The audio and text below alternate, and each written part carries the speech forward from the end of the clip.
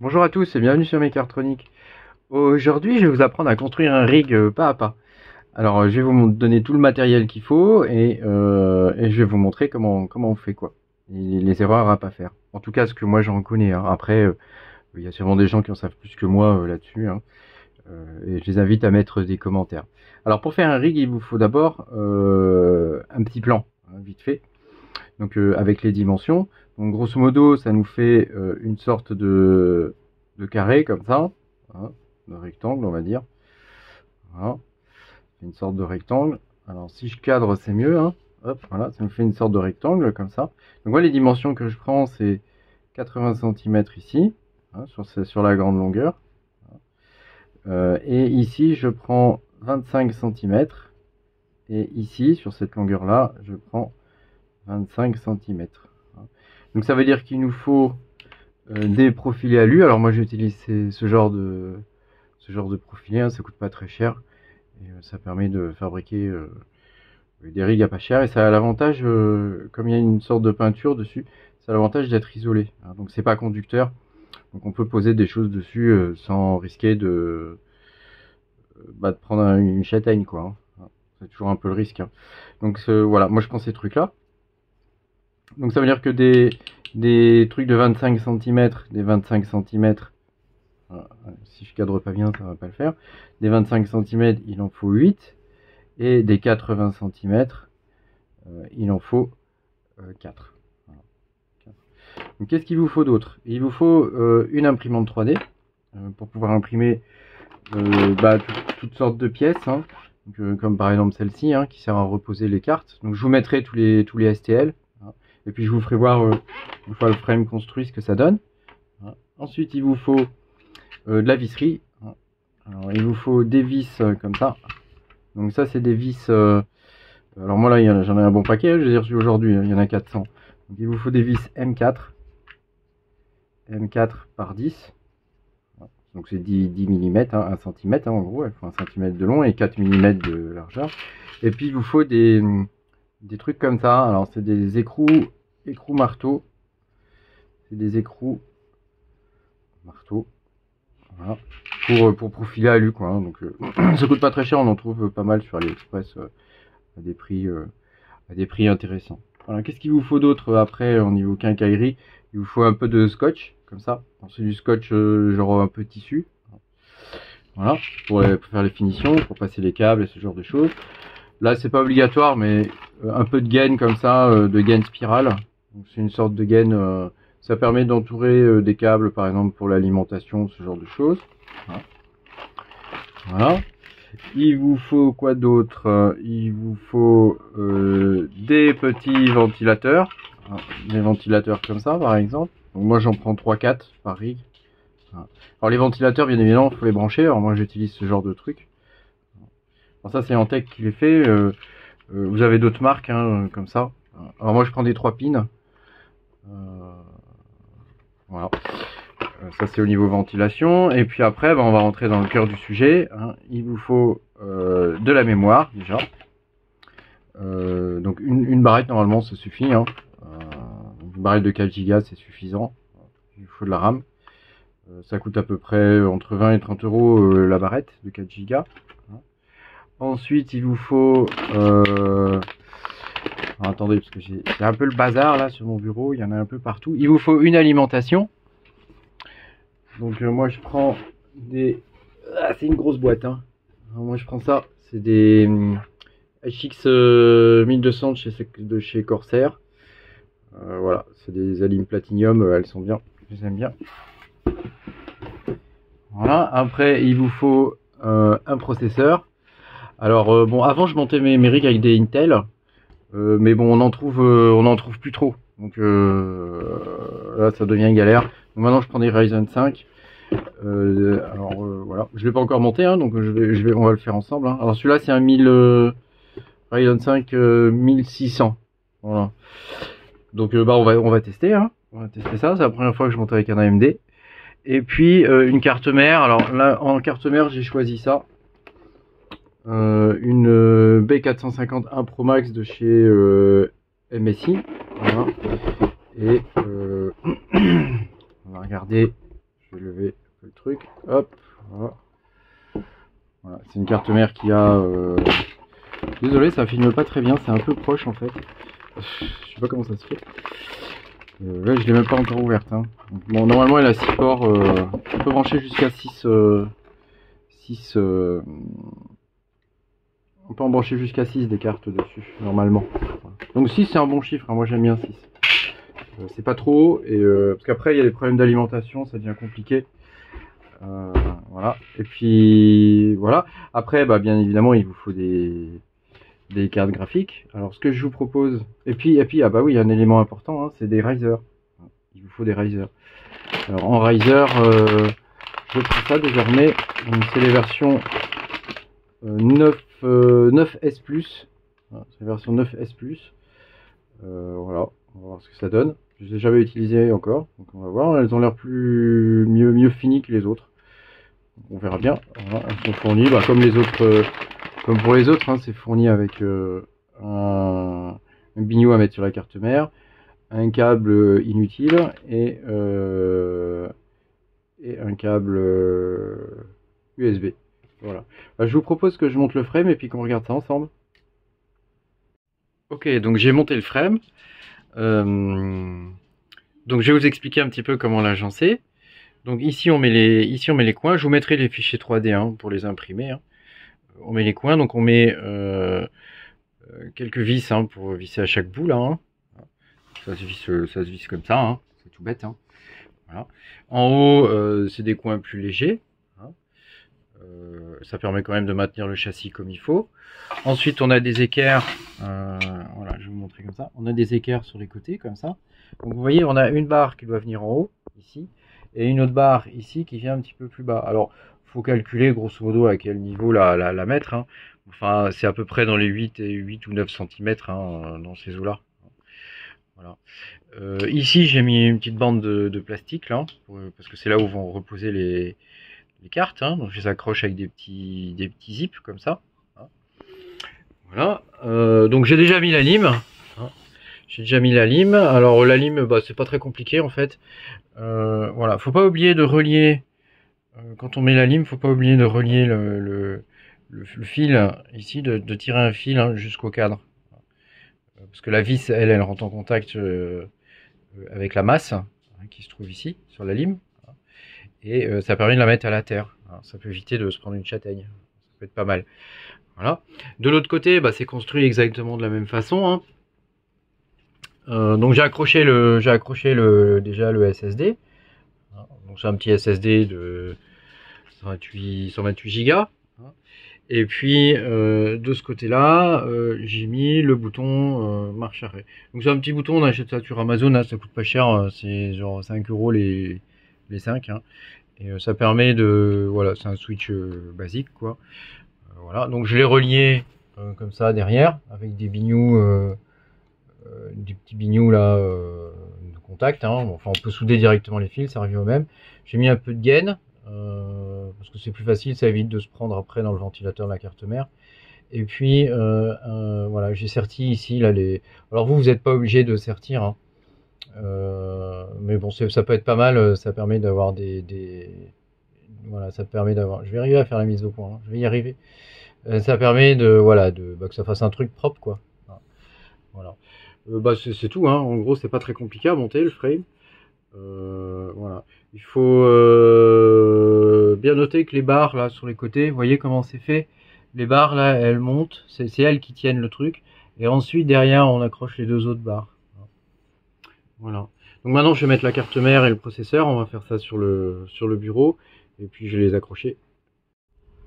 Ok, donc là j'ai déjà sorti la carte mère. Hein, elle est prête pour être pour que je mette les différents composants dessus. Hein. Donc en gros là on va mettre le processeur et la mémoire.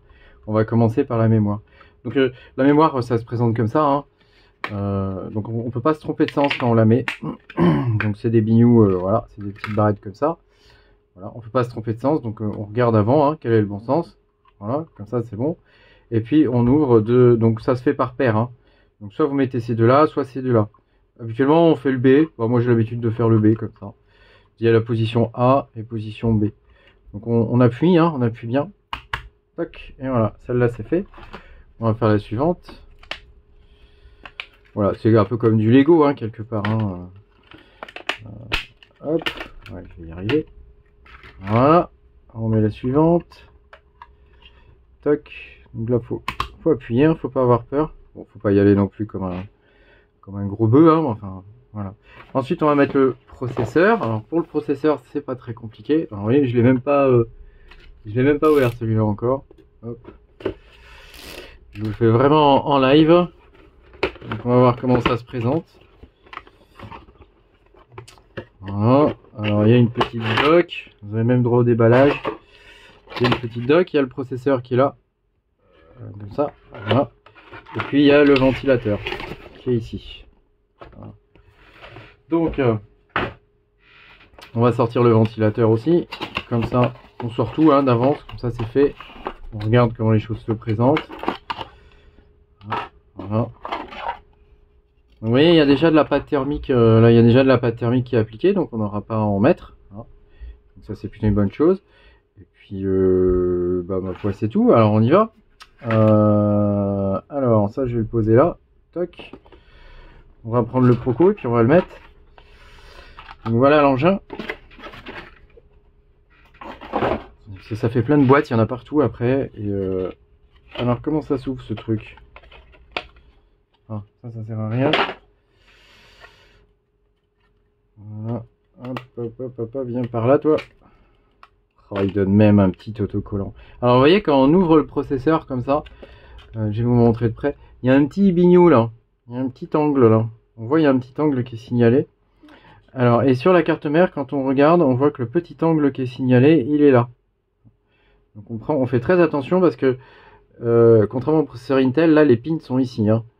Donc je vais essayer de vous filmer ça de près. Vous voyez, là si on les tord, c'est mort. Hein. Donc ça il faut qu'on le mette comme ça. Donc là on va le. Voilà, ça s'ouvre, il y a un truc là qu'on soulève, comme ça.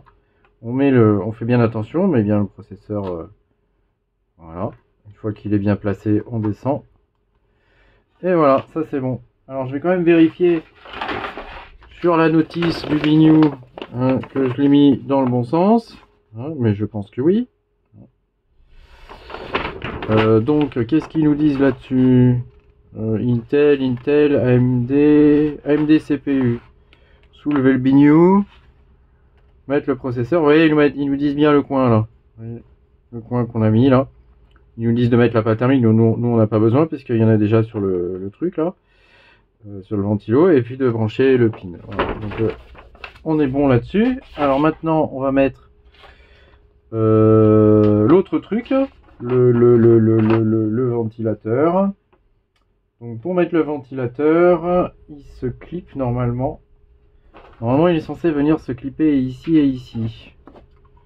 Donc moi je vois aucun clip sur ce truc.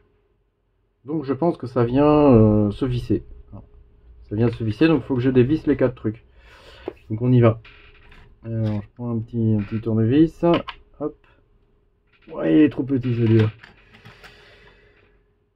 Bon, bah là il me faut mon matos.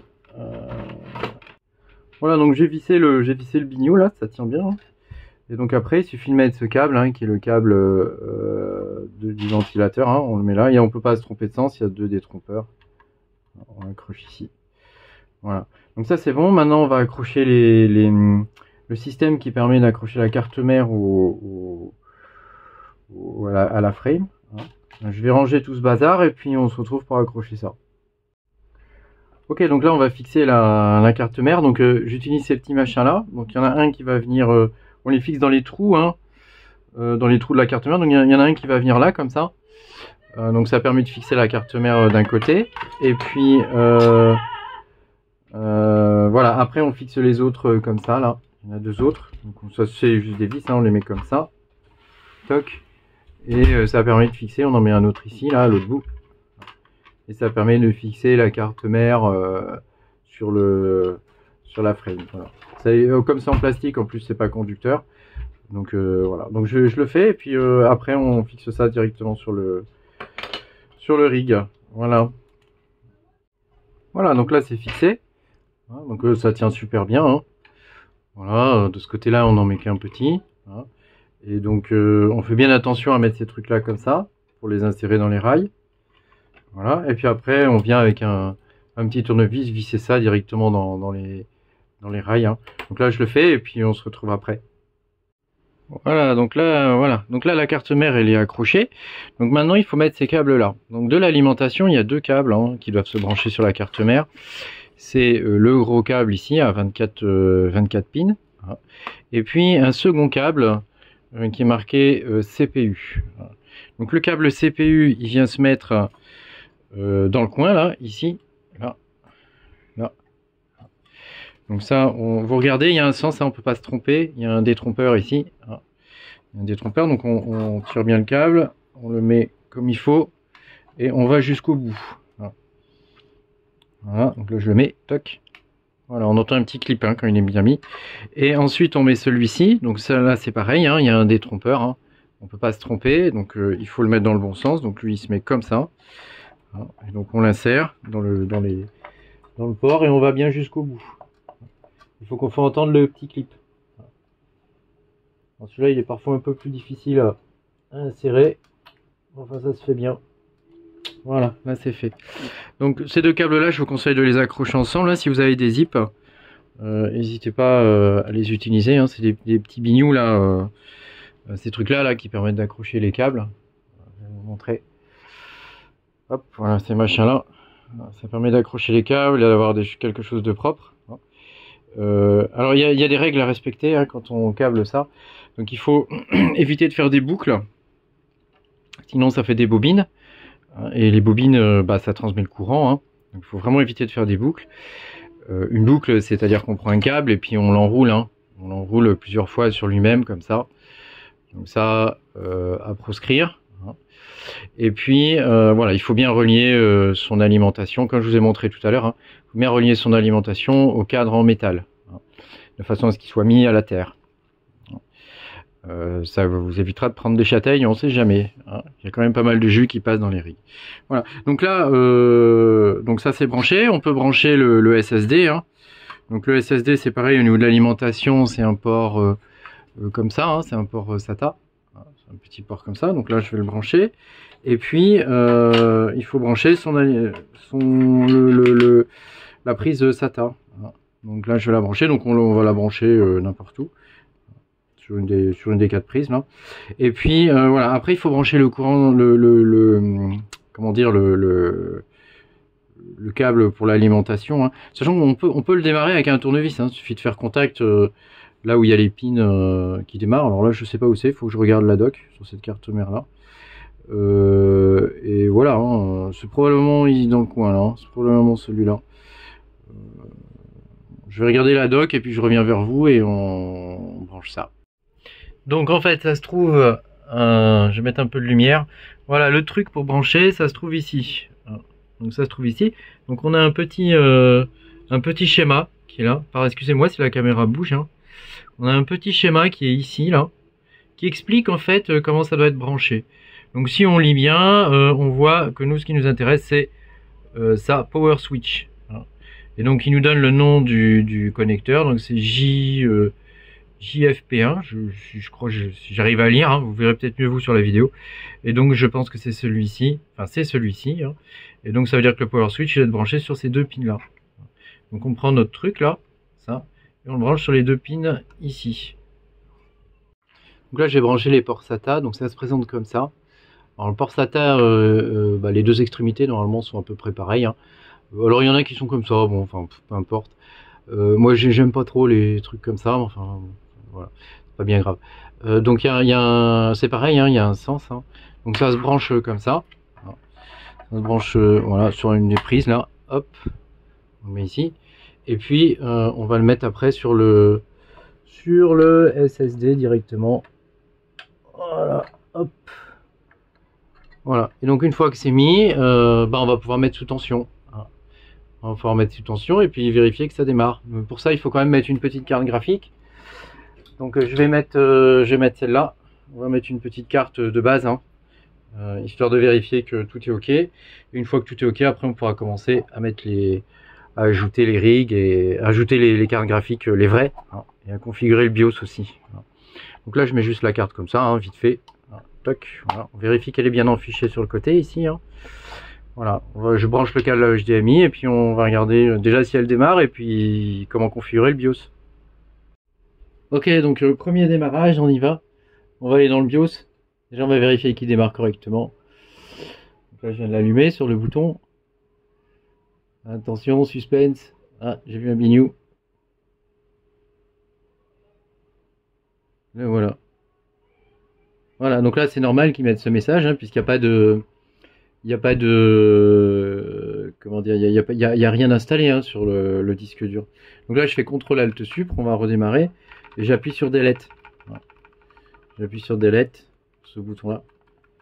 Alors pour entrer dans le BIOS, ça peut varier en fonction de la carte mère. Hein. Des fois c'est Delete, des fois c'est F12, des fois c'est F2. Voilà, c'était Delete là. Voilà. Donc là l'idée maintenant c'est de configurer de configurer ça. Donc j'ai une souris. Donc on va aller direct dans Avancer. Hein. Voilà, Motherboard Settings. Alors on va aller voir un système statut. Bon, on s'en fout. Avancer.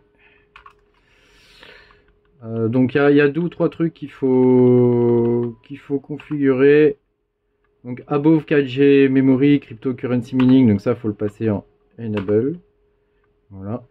Et puis voilà, on peut passer PCI, PCIe, etc. On peut les passer en choisir la gêne. Moi je le fais pas, je le laisse en auto. Je trouve ça très bien en auto. Et ça marche pareil. ACPI setting, ça on s'en fout. Integrated peripheral, donc onboard controller, donc EGA détection, ça on le laisse.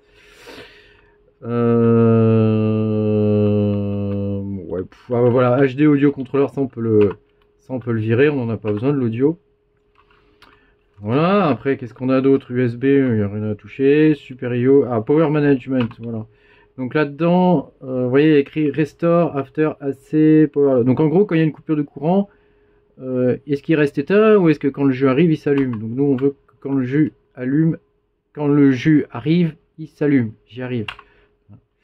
Voilà.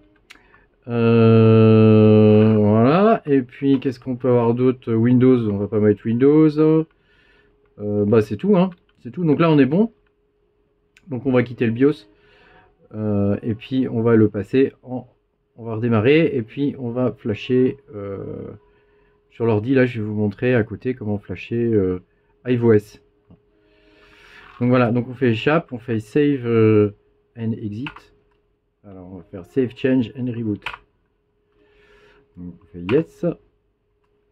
Et voilà, donc là c'est sauvegardé. Donc je vous retrouve sur l'ordi et on va flasher sur le SSD iOS. Ok, donc nous voilà sur le PC. Alors on va aller sur le site d'iOS, voilà. Ensuite on descend, on clique sur GPU, on télécharge le fichier zip. Voilà, après on va télécharger Rufus. Donc Rufus c'est un logiciel qui permet de flasher. Ça ressemble un peu à Elena. Comment ça s'appelle ça? Je sais plus le nom là. Belena, Etcher, un truc comme ça. Voilà. Mais c'est mieux, hein. Moi je le trouve beaucoup plus stable. Voilà, donc ça je vais fermer. Hop, voilà. On enregistre. Donc évidemment avant il faut avoir branché son disque dur. Hein. Voilà. Donc on va... Voilà, je vais lancer Rufus déjà. Hein. Comme ça je vous montre un peu comment ça se présente. Donc ici, donc là, voilà, il faut choisir le périphérique. Donc là, il apparaît pas encore. Hein. Donc il faut cliquer là-dessus. Comme c'est un périphérique, un SSD, hein, voilà, il faut cocher cette case. Et donc là, on voit le SSD apparaître. Hein. Voilà. Donc prenez pas un de vos disques durs à vous. Hein, vous prenez juste un périphérique USB SSD. Voilà. Ensuite, on va aller chercher l'image de iOS. Hop, voilà. Donc on la chope, on fait ouvrir, voilà. Et puis ensuite on fait démarrer.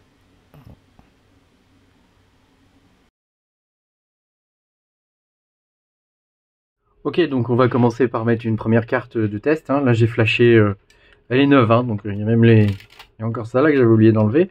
Voilà, je vous ai épargné le déballage, hein, histoire que la vidéo soit pas trop longue. Bon, je ferai une autre vidéo où on va la tester à fond cette carte là, hein. On va regarder un petit peu ce qu'elle donne. C'est une 3070 Ti. Il y a encore aussi les... Oh là là là là, j'ai fait le boulot qu'à moitié. Il y a encore les trucs là. On va les enlever. Les plastiques là. Faut les enlever, hein. Je vous conseille de les enlever parce que ça risque de fondre. Bon, je ferai ça après. Hop, j'en enlève un. Ah, c'est satisfaisant, hein. Donc, l'idée, ça va être de venir d'accrocher ça au rig. Alors, pour ce faire, je vais utiliser ces trucs-là. Donc, c'est des pièces que j'ai imprimées, où il y a la forme de l'écrou dedans. Donc ça vient se plugger comme ça, ici. Donc, on le met comme ça se bloque au niveau des vis et ça permet de bloquer ça peut être bloqué comme il faut la carte, hein. Donc bah là, il suffit de le visser. Je vais le faire tout de suite d'ailleurs. Comme ça, c'est fait. Je vais essayer de centrer ça. C'est pas évident parce que la carte est un peu longue. Voilà, donc là, bah, il suffit de visser, hein. Bon, il n'y a rien de bien compliqué, hein. Rien de bien compliqué. Voilà. Et l'autre aussi.